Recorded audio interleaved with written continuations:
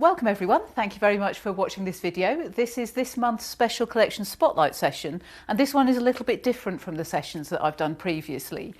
This session has not just been written by me, this session has been written in conjunction with our collections researcher Steve Bates. And Steve has been doing quite a lot of work for us looking at the theology collection, which is now held up here in the new reading room.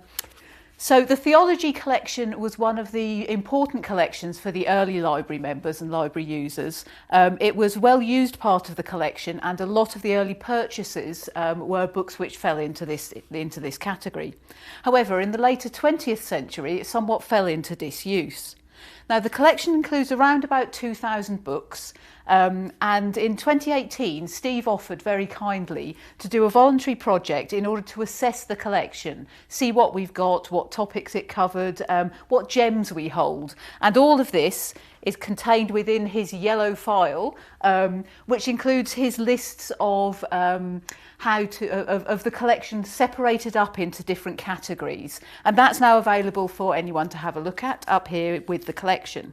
And what he found was that the collection doesn't just include, as one may assume, Victorian gentlemen discussing the finer points of Christian theology and liturgy, but it does in fact include quite a broad range of subjects. It includes discussion of other faiths as well as Christianity, responses to current events that were happening at the time when the books were published, consideration and discussion of all those deeper questions. One could almost quote Douglas Adams and use the title, "The Questions of Life, the Universe and Everything." So we're very grateful to Steve, and we want to encourage an increased use of this part of the collection because there are some really interesting things within it.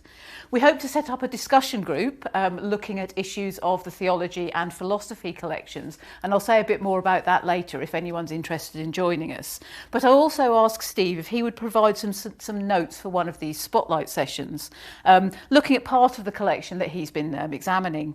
And he therefore provided me with quite a lot of details on the work of the early 20th century writer Evelyn Underhill, and that's what I'm going to present to you this month.